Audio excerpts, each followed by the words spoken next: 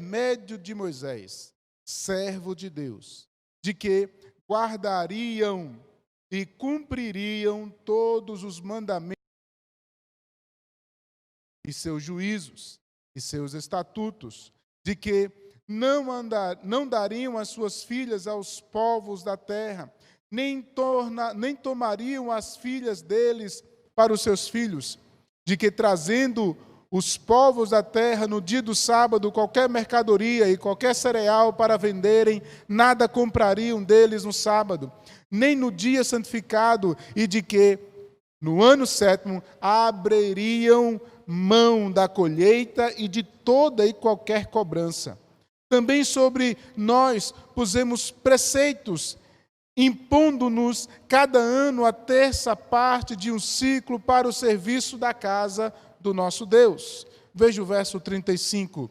E que também traríamos as primícias da nossa terra e todas as primícias de todas as árvores frutíferas de ano em ano à casa do Senhor. Vamos orar? Pai, queremos, ó Deus, nesse momento, rogar a Ti, ó Deus, que a Tua palavra possa chegar a abrigo em nossos corações. Ajuda-nos, ó Deus, nesse momento, a refletir na Tua palavra. Toda a inquietação do nosso coração, toda a inquietação da nossa mente, ó Deus, queremos que o Senhor possa fazer com que sejamos agora, ó Deus, levados cativos a Ti para aprendermos e ouvirmos a voz do Senhor. Te peço, Pai, fica conosco, em nome de Jesus. Amém. Você já decidiu servir a Deus de verdade? Tomar decisões é uma coisa bastante difícil. E é interessante que todos nós precisamos tomar decisões. Para alguns, tomar decisões é algo muito rápido e, às vezes, precipitado. Essas decisões que são tomadas rápidas e precipitadas, muitas vezes, são levadas em conta por alguns erros que nós cometemos. E, por muitas vezes, acabamos tendo impedimentos.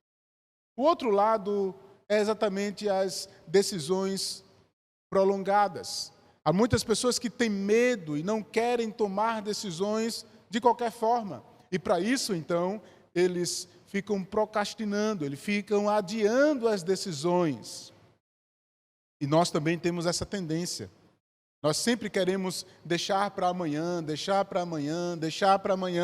e não resolvermos muitas vezes aquilo que nós deveríamos resolver, tomar decisões acerca daquilo que deveríamos tomar decisões hoje. Mas é interessante pensar que para tomarmos decisões é necessário também uma mudança de mentalidade. Nem sempre, irmãos, estamos certos. E há uma frase que eu li recentemente, é que muitas vezes os maiores empecilhos de nós tomarmos decisões é exatamente o nosso próprio conhecimento. Temos a tendência de achar que sempre conhecemos demais ou conhecemos de menos. E esse conhecimento de mais ou de menos nos impede muitas vezes de tomarmos algumas decisões. E é por isso que às vezes é necessário uma mudança de mentalidade. E por que eu estou falando tudo isso? Porque um dia eu e você tomamos uma decisão. Tomamos a decisão de servir a Jesus, nosso único e suficiente Salvador. A pergunta é, o que é que essa decisão mudou a nossa vida? O que é que essa decisão fez com que a minha vida e a minha mente fosse mudada para, como diz o autor bíblico, uma renovação da nossa mente e, como diz também alguns, uma mudança de comportamento. Parece, irmãos, que por muitas vezes nós estamos vivendo para Deus, mas vivendo também para os nossos próprios prazeres. A pergunta é, quando nós tomamos uma decisão, qual é a nossa regra de fé e prática? Qual é a nossa linha norteadora? Quais são as nossas fontes, o nosso farol, a luz no final do túnel, da qual eu preciso ser guiado? As minhas decisões e a renovação da minha mente faz com que eu possa mudar de vida de acordo com a decisão que eu tomei. Ao olhar para a história, você vai perceber que, por muitas vezes, o povo de Deus estava com uma vida dupla.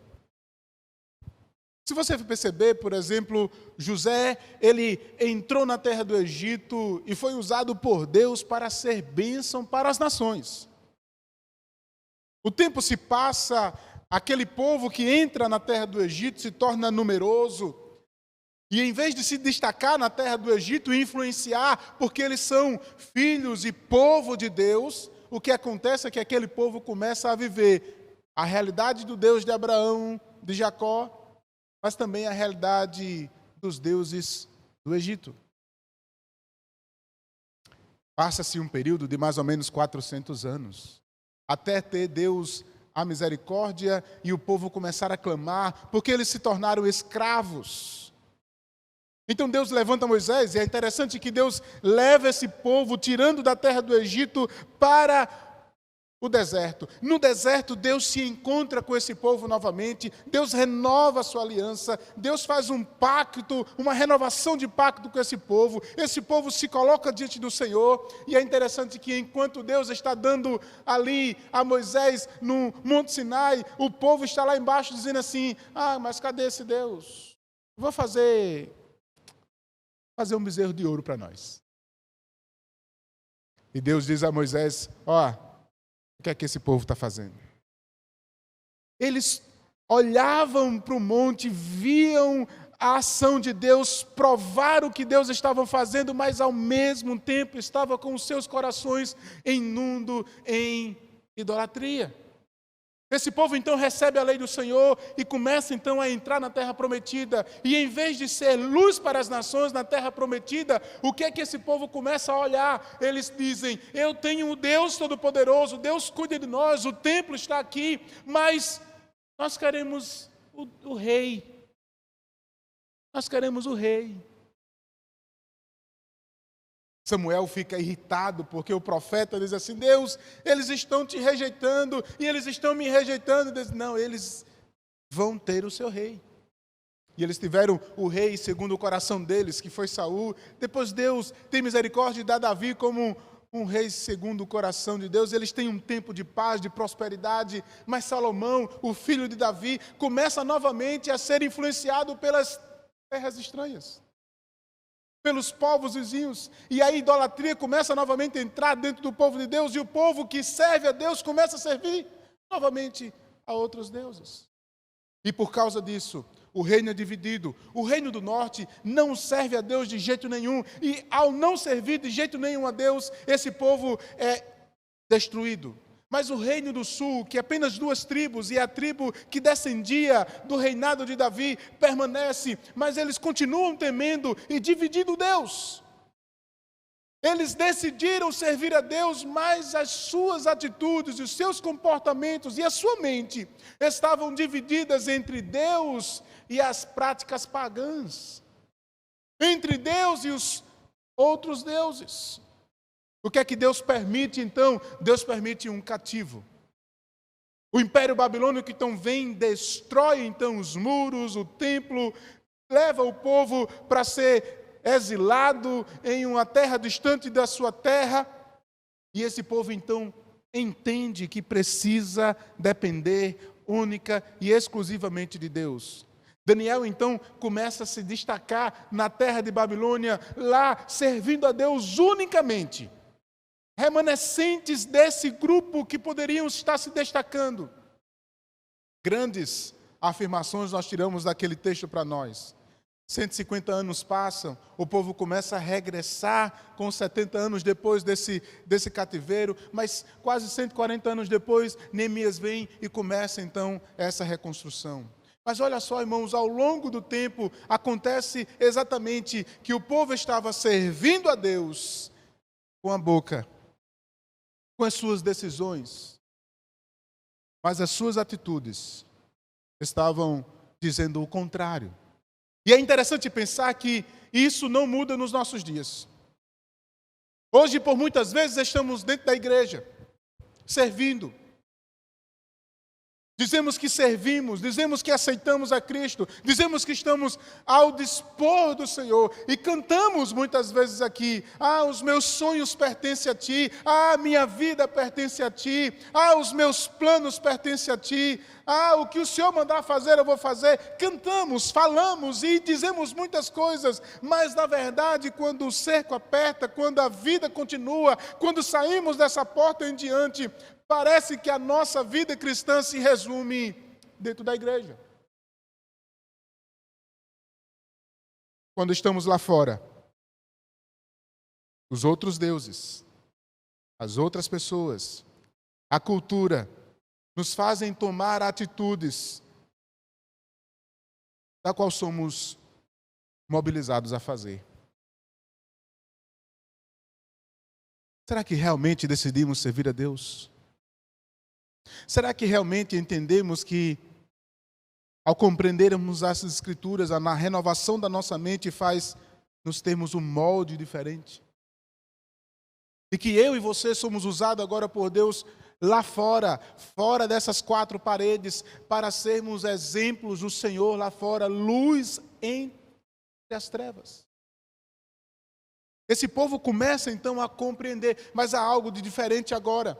Nesse discurso, o povo, ao ouvir as Escrituras, eles compreendem que eles eram mortos, eles compreendem os seus pecados, compreendem porque passaram pelo cativeiro, eles entendem que por causa dessa ação de não terem decidido de verdade, não só com a boca, mas com o coração e a mente, e ter uma transformação nas suas atitudes, eles entenderam, e é isso que está descrito no capítulo 9, e agora eles dizem: por causa de tudo isso, nós iremos escrever, fazer uma aliança e selarmos um compromisso real com Deus. Nós vamos mudar as nossas vidas, nós vamos mudar a leitura das Escrituras, nós vamos mudar a nossa vida em casamento, nós vamos mudar a nossa perspectiva religiosa, nós vamos mudar a nossa perspectiva financeira, nós vamos mudar tudo isso e selamos, eles escrevem. E eu lembro, quando eu estou estudando esse texto, eu me lembro muito bem daqueles momentos que estamos no final do ano. Ano após ano, virada do ano, nós começamos a fazer a contagem regressiva. 10, 9, 8. E aí uma grande informação vem nas nossas mentes e nós começamos a dizer assim: este ano eu vou mudar. Este ano eu vou ler mais a Bíblia.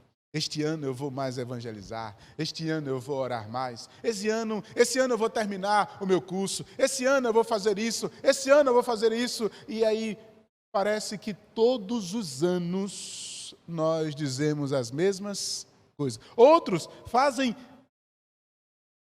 escrevem: eu vou fazer meu planejamento do ano, porque esse ano vai dar certo.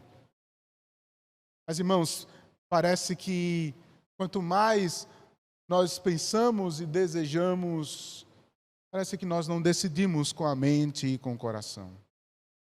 Esse povo aqui, eles resolvem escrever e fazer uma aliança formal. Não apenas a liderança. Se você prestou atenção, os príncipes, os levitas, os sacerdotes, todo o povo, homens, mulheres e meninos, todos aqueles que têm saber e entendimento, assinaram o compromisso de seguirem a lei de Deus. Você lembra do dia que você se converteu? Você se lembra do dia que você decidiu servir a Deus como o único suficiente Salvador? Você se lembra que a pessoa talvez não disse para você, mas à medida que você foi conhecendo um pouco as Escrituras, você se lembra que a Bíblia diz que nós éramos mortos em nossos delitos e pecados? A Bíblia diz que nós éramos mortos, a Bíblia diz que nós estávamos literalmente distantes de Deus, mas Deus, segundo a sua rica misericórdia, nos deu vida. Ele nos deu vida. Ele nos deu vida para vivermos uma vida diferente da qual nós vivíamos. E aí, irmãos, Ele também nos dá nortes. Ele também nos dá portos seguros. Ele também nos dá orientações. E tudo isso está, em primeiro lugar, nas Escrituras. À medida que eu conheço a Deus por meio das Escrituras, a minha vida começa a mudar. Eu começo então a entender a realidade das Escrituras, eu começo então a compreender quem é Deus, eu começo a perceber mais ainda quais são as necessidades que eu preciso fazer, qual é o padrão que Deus tem para a minha vida, não é o padrão do mundo. E aí, irmãos, nós vivemos hoje compreendendo qual é o padrão de Deus e qual é o padrão do mundo. E o mundo tem um padrão, irmãos, muito misto que nos influencia. Influencia os homens a viverem da sua vontade, a terem outras mulheres. As mulheres, por sua vez, hoje, influenciadas por uma teologia feminista, posso até dizer assim agora, também são motivadas a dizer, eu também não preciso de homens. Jovens são influenciados a fazerem sexo antes do casamento. Nós somos influenciados a viver na dependência do trabalho e não na dependência de Deus. Tudo isso, irmãos, é uma influência de uma cultura que está lá fora e que nos motiva a viver semelhante a eles. Quando nós olhamos para esses e eles dizem, nós somos bem-sucedidos, e muitas vezes nós queremos ser igual a eles. Mas qual é o padrão de Deus para a tua vida? E o pior de tudo isso, irmãos, são aqueles que são religiosos, que dizem ainda, eu vou fazer assim porque Deus é Deus perdoador. E porque no fim Ele disse para mim fazer. Eu duvido muito. Porque o padrão de Deus é o padrão de Deus. Mas eu quero chamar a sua atenção para essa aliança. Eu e você firmamos uma aliança com Deus? Ou você está aqui na igreja, ou em qualquer outro lugar, sem um compromisso real com Deus, apenas cumprindo tabela. Qual é o teu propósito? Qual é a tua missão? Você entende que você foi transformado e que hoje você é chamado por Deus para viver para a glória dEle? Alguns aspectos desse texto nos chamam a atenção. Em primeiro lugar, é exatamente a guarda da lei, a leitura das Escrituras e o conhecer dos mandamentos. Hoje nós temos um grande número de informação, e eu tenho dito isso várias vezes aqui enquanto eu estou pregando.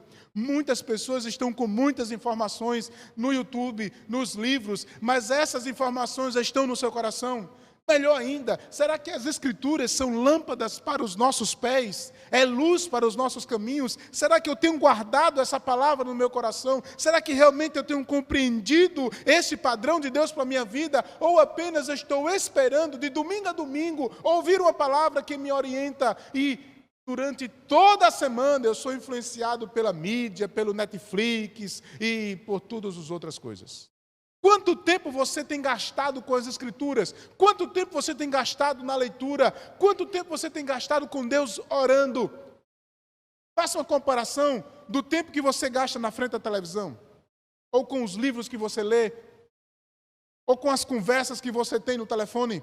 Se você comparar isso, quanto tempo você tem gasto com Deus na leitura? Muitas pessoas, irmãos, sabem de cor salteado, e eu estou dizendo de uma coisa que eu também gosto, que eu preciso me policiar muitas vezes. Se eu deixar, eu passo horas assistindo televisão, porque quando eu começo uma série, nossa, dá vontade de, enquanto não acabar, eu não sair da televisão, e eu começo a dizer, eu estou pecando. Opa, Jesus, vem cá. Tem alguma coisa errada. Mas não apenas uma série, são tantas outras coisas que nos tiram a atenção e somos muitas vezes mais receptores de informações externas do que receptores de informações de Deus. Há muitos que estão dentro da igreja, mas que não conhecem as Escrituras, que conhecem apenas textos salteados. E eu não estou falando, irmãos, de teologia, porque aí tem muitos que estão espalhados por aí, que sabem teologia de cós salteado, sabe dizer nome de teólogos, sabe pensar nos teólogos, sabe até defender os pecados dos teólogos, mas não conhece as Escrituras. Eu estou falando, irmãos, de um conhecimento da nossa regra que veio direto de Deus, inspirado, inerrante. É essa palavra que precisa ser regra de fé e prática, e por muitas vezes nós não temos o conhecimento necessário dela. Não nos esforçamos para ler, não nos esforçamos para estudar, nem muito menos para conhecer. Ah, pastor, faz parte da cultura, a nossa cultura nordestina não me incentiva a estudar. Mas tem um pastor aqui que está batendo na sua cabeça dizendo assim, mas você precisa romper com essa cultura e começar a estudar a Bíblia, porque ela é regra de fé e prática para você.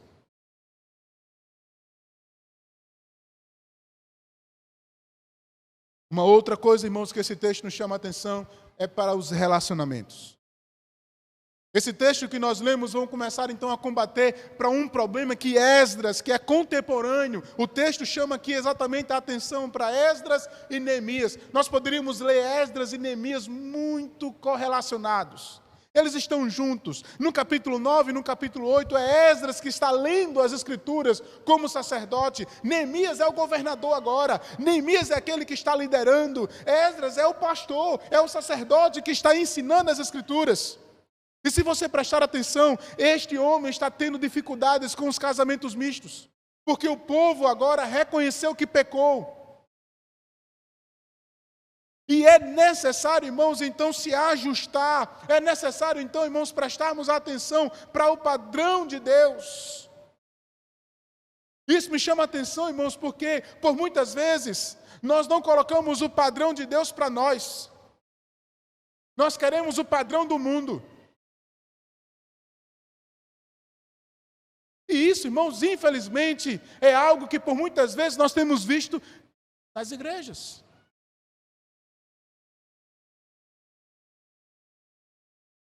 Marido, honre sua esposa. Marido, alegre-se com sua esposa. Esposa, honre seu marido. Viva para o marido que Deus lhe deu. Se hoje você está aqui, está casado, irmãos, preste atenção. Hoje este é o seu homem, hoje este é a sua esposa. Comecem a viver com ele, pois ele é seu. E você precisa claramente viver como padrão de Deus para as suas vidas. Jovens, comece então a perceber que no tempo de Deus, Deus há de lhe dar uma pessoa para você casar. Não ultrapasse os limites, não ultrapasse as barreiras. Qual é o padrão de Deus? O mundo está dizendo aí, olha, você não precisa casar mais, olha, você não precisa viver isso, você pode ter os seus prazeres. Essa é a teologia do mundo, essa é a perspectiva do mundo, essa é a ação que o mundo vai dizer para você. Não se case, se junte, se não der certo, separa. Palavra do diabo. Qual é o padrão de Deus para a tua vida? Ah, pastor, mas eu já senti, passei por muitas situações. Ah, irmãos, há N e N situações, mas eu quero dizer do padrão. E o seu padrão é esse que nós precisamos então prestar atenção. Ah, mas hoje eu estou casado, tenho outra situação. Viva agora de acordo com a palavra de Deus. Comece a lutar para estar de acordo com o padrão de Deus e viver debaixo da bênção do Senhor. Eu e você não podemos brincar com isso, irmãos. E eu me lembro muito bem, eu não tenho medo, nem vergonha de dizer isso. Quando eu comecei a namorar com a Alana, eu lhe fiz uma promessa, eu irei lhe honrar. Eu me lembro que no dia que nós nos casamos, eu disse, lhe honrei até hoje. A partir de hoje a gente vai brincar bastante.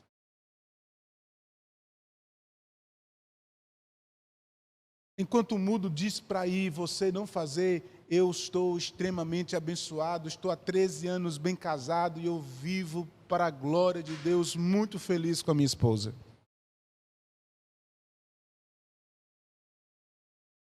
Padrão de Deus. Se você não está, comece a refletir sobre isso. Porque a bênção de Deus é extremamente necessária sobre a sua vida. E muitas vezes estamos brincando com isso. Mas é tempo de reconstruir. É tempo de pensarmos. É tempo de nós começarmos a refletir sobre isso. E agora é tempo de nós nos ajustarmos. Reconstruir o nosso relacionamento. Porque o pecado, irmãos, nos afasta de Deus. É claro, eu não posso fugir disso. O pecado me afasta de Deus. Mas, irmãos, uma outra coisa que esse texto me chama a atenção é ao princípio do sábado. E talvez muitos tenham dificuldade com relação a isso, realmente, mas dentro da nossa perspectiva teológica, o sábado é um princípio que se cumpre na pessoa de Cristo. Ele é o nosso sábado, Ele é o nosso descanso. Ele cumpriu esse descanso morrendo na cruz e pagando nosso descanso. Mas, segundo Hebreus, também nós teremos um descanso que ainda está para vir. Este sábado escatológico ainda está para vir. É por isso que nós estamos orando, dizendo, ora vem, Senhor Jesus. Contudo, o princípio do sábado, ao olhar para o livro de Atos, nós vamos perceber que esse dia de consagração, esse dia de atenção ao Senhor, esse dia de nos voltarmos para Deus, esse dia de nos santificarmos para Deus, foi substituído pela própria igreja ao momento em que ela começa a se reunir, celebrar ao Senhor no primeiro dia da semana. E isso começa então a chamar a atenção para algumas práticas, irmãos. Preste atenção, essas práticas nesse momento faziam com que o princípio do sábado não estava relacionado apenas ao dia em si, mas a ações sociais também. É interessante pensar que a cada 7 anos eles teriam que perdoar dívidas, a cada 7 anos eles teriam que deixar a terra florescer, respirar, eles teriam que a cada 7 anos fazer exatamente o perdão das dívidas de todos os escravos. E eles aqui decidem fazer isso, cumprir esse princípio sabático. Quando eu olho para os nossos dias, irmãos, nós somos tão influenciados por um legalismo, somos tão influenciados por uma prática religiosa e agora somos influenciados a ganhar dinheiro de maneira exacerbada que nós não tiramos um dia para descanso, mas especialmente não tiramos um dia para não fazer aquilo que nós fazemos durante toda a semana e separar um momento para estar em família, glorificando, ouvindo a palavra e se santificando diante do Senhor. Nós trocamos o culto por muitas coisas. E parece que agora, com a pandemia, esse negócio ficou muito mais confuso ainda, porque agora eu estou cultuando em casa, a live me faz ficar em casa. Eu quero dizer uma coisa claro novamente, fique em casa, mas fique em casa quando for a última instância, fique em casa quando você estiver doente, fique em casa quando você não tiver oportunidade de estar na igreja. Porque o ajuntamento é extremamente importante, nós somos pedras vivas que se ajuntam para glorificar a Deus. O princípio do ajuntamento não pode ser perdido.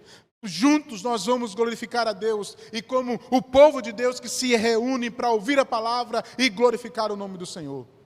Mas pode ter então em casa? Pode. Mas pode quando você estiver doente. Pode quando você não puder vir para a igreja. Pode quando você não tiver hipótese nenhuma. Então eu vou ficar em casa me alimentando. Mas separe esse momento, não para estar lavando os pratos, não para estar varrendo a casa, não para estar dividindo com os meninos, não para estar dando 2 atenções, mas para ouvir a voz de Deus. Esses são os termos da aliança. as Escrituras, os mandamentos, os relacionamentos, o princípio do sábado. Todos estes estavam, irmãos, sendo rasgados. E que agora eles olharam para eles e disseram assim: nós estávamos errados, nós pecamos contra isso, mas agora nós vamos cumprir da maneira que as Escrituras nos dizem. Mas por fim, há algo que me chama a atenção. É exatamente o momento em que ele fala das ofertas, das primícias e dos dízimos. Falar disso, irmãos, quando um pastor começa a falar de dinheiro, vem logo na mente dos irmãos: este pastor é ladrão. Mas, independente do que você pensa, eu quero dizer para você que isso é um princípio bíblico. Devolver a Deus com gratidão pelo cuidado, isso é adoração. Se nós, irmãos, não ofertarmos ao Senhor, não expressarmos com gratidão aquilo que Ele tem, isso, irmãos, vai claramente dizer que além dos relacionamentos, além dos princípios de santificação, também tem, irmãos, o princípio das ofertas. E é claramente pensar, irmãos, que por muitas vezes o Deus que nós servimos de boca é o Deus dos deuses. Mas quando se trata de dinheiro, o Deus se torna o dinheiro. Muitos cristãos ainda dizem: ah, pastor, eu me converti, mas o meu bolso não. Realmente, talvez você não tenha se convertido, porque ainda o seu bolso continua sendo seu Deus. Em quem nós confiamos, irmão?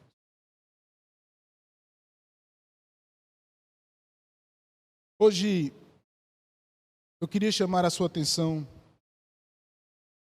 para as decisões. Decisões que você já tomou. Ou para aqueles que estão a nos ouvir futuramente, ou estão ouvindo agora, ou para aqueles que não se converteram ainda. Decisões. Você lembra a decisão que você tomou? À medida que eu digo: eu sou agora do Senhor, você não é mais de você mesmo. Você tem um padrão agora para ser vivido. Você começa a ver e dar valor àquilo que Deus dá valor.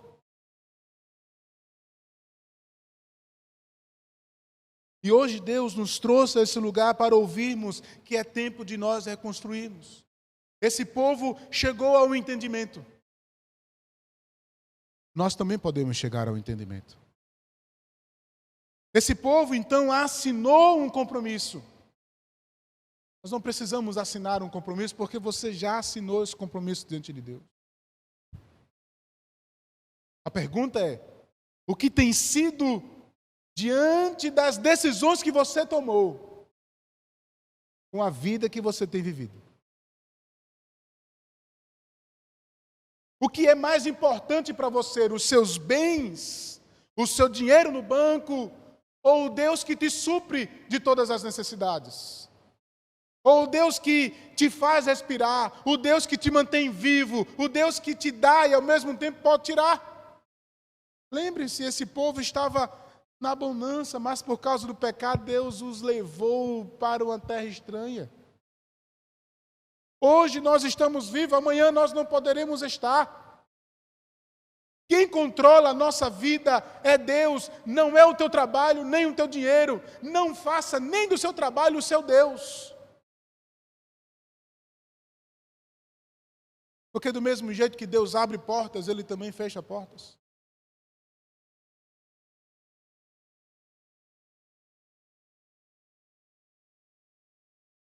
Como está a nossa vida? Será que eu realmente tenho amado minha esposa? Será que eu realmente tenho tido paciência? Ah, pastor, o senhor não sabe da minha vida, o senhor não sabe da situação, o senhor não sabe o que eu tenho passado. Talvez realmente eu não sei. Mas Deus sabe. Coloque isso diante do Senhor.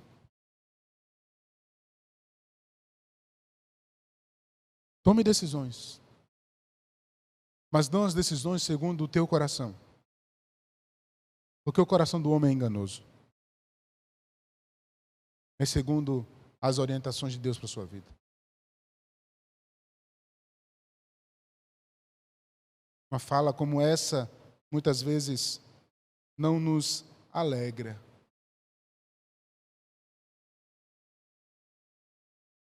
Mas nos corrige. E esse povo aprendeu diante do Senhor. E decidiram seguir a lei de Deus. Qual vai ser a sua decisão?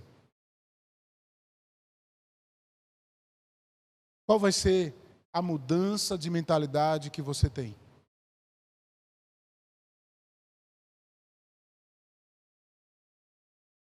Você vai honrar a Deus, honrando aquilo que Ele honra?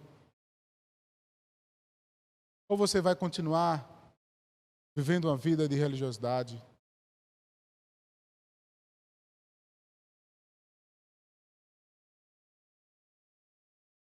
Precisamos nos voltar para Deus. E hoje Deus nos chama para reconstruir nossa espiritualidade diante do Senhor. Vamos orar?